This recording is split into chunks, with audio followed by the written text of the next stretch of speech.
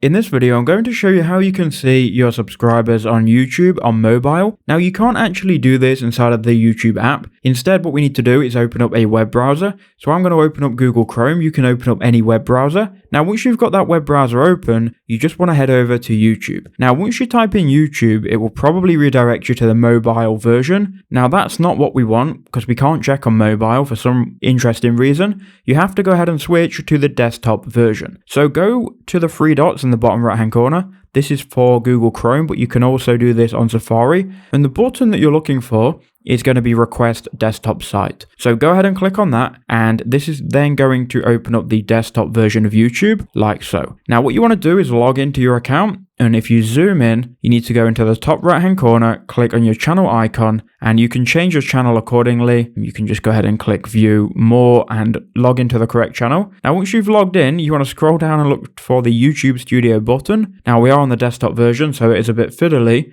Now, if you click on this, it might open the YouTube Studio app. If you don't have it installed though, you should be good. If you do have it installed though, you can just hold down on YouTube Studio. Sorry, I just had to change channel because this one didn't have any subs on. And then once you've held down on it, you want to open it in a new tab, and it should then open your studio, and you should be on the desktop version, and this is what you're looking for. Now you'll be on your dashboard and you can zoom in and you'll see your recent subscribers. You can click see all, and it will then show you your subscribers in the last 90 days. You can change that to lifetime and then see all of your subs, and you can obviously filter by the most subscribers and the date that they subscribed.